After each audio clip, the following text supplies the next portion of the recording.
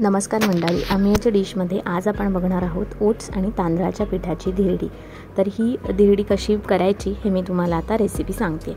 इथं मी धिरड्यामध्ये घालण्यासाठी घेतले थोडंसं किसलेलं गाजर आणि किसलेली काकडी। यामध्ये तुम्ही किसलेला भोपळा किंवा दुधी भोपळा ह्या सुद्धा गोष्टी घालू शकता। मी इथं 2 चमचे ओट्सचं पीठ घेतले। ओट्सचं पीठ कसं करायचं ह्याचा मी व्हिडिओ ऑलरेडी केलेला आहे, तर तो तुम्ही माझ्या चॅनलवर बघू शकता। त्यानंतर मी घेतलेला आहे 2 चमचे तांदळाचं पीठ।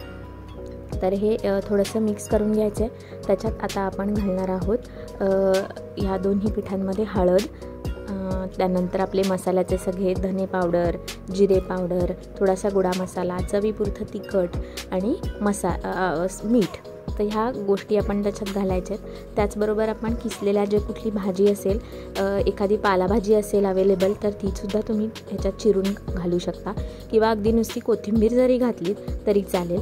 तर आता हे सगळं मिश्रण आपण छान पातळ करून घ्यायचं आहे, धिरडं करता येईल असं। तर आपण ह्याच्यात सोबत थोडासा ओवा टाकायचा आहे। ओवा हा पोटासाठी खूप चांगला असतो मुलांच्या, तर आपण त्याच्यात थोडासा ओवा घातला। ओट्सच्या पिठामध्ये खूप चांगल्या अमाऊंटमध्ये विटॅमिन्स असतात, तसंच प्रोटीन्स असतात आणि कॅल्शियम, फॉस्फेट यासारखे घटकसुद्धा असतात। त्यामुळे ओट्सचं पीठ हे मुलांसाठी अतिशय पौष्टिक आहे। तर इथे तुम्ही बघू शकता असं साधारण पातळ पीठ आपण तयार करून घेतलेलं आहे आणि आता ह्याची छोटी छोटी आपण धिरडी घालून घेतोय। तर मी गॅसवर तवा गरम करून घेतला आणि आता आपण ह्याची छोटी छोटी, थोडीशी जाडसर घातली तरी चालतात, ती थोडी मऊ होतात आणि लहान मूल असेल तर त्यांना खायलासुद्धा सोपी पडतात। ही ओट्सच्या पिठामुळे ही धिरडी खूप मऊ राहतात, त्यामुळे तुम्ही अगदी मुलांना शाळेच्या डब्यातसुद्धा देऊ शकता।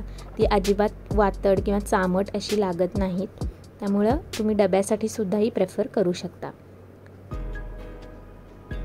तर ह्याच्यावर झाकण ठेवून तुम्ही केलीत तरी चालेल किंवा विदाऊट झाकण नुसती केलीत तरी चालेल।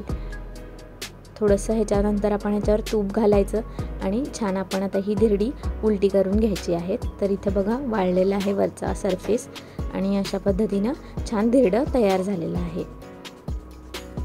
हे बघा मस्त दोन्ही साईडनं आपण हे आता भाजून घ्यायचं आहे आणि ह्याच्यावरती थोडंसं साजूक तूप घरातलं असेल किंवा आपण अगोदर थोडंसं तेल लावलं असेल आणि त्यावर धिरडं घातलं तरी चालेल। तर अशा पद्धतीनं छोटी छोटी धिरडी मी आता घालून घेते आणि ही खूप पौष्टिक असतात आणि अतिशय टेस्टी लागतात। ओट्सचं पीठ भाजून त्याचं पीठ काढल्यामुळे ते थोडंसं खमंगसुद्धा होतं आणि खायला चवीला खूप छान लागतं। तर ही धिरडी तुम्ही एखाद्या चटणीसोबत किंवा अगदी लोणच्यासोबत, सॉससोबत मुलांना देऊ शकता। गार्डनमध्ये जाताना किंवा छोट्याशा ट्रिपवर जाताना सुद्धा डब्यात ही गरम गरम धिरडी करून घेतली तर तुमचा सुरडी केली की झटपट मुलांना खाऊ तयार होतो। तर कशी वाटली ही धिरडी नक्की सांगा आणि तुम्ही पण ट्राय करा ही रेसिपी, ओट्स आणि तांदळाच्या पिठाची धिरडी। आणि रेसिपी आवडली असेल तर नक्की लाईक करा, शेअर करा आणि सबस्क्राईब करा आम्ही याची डिश।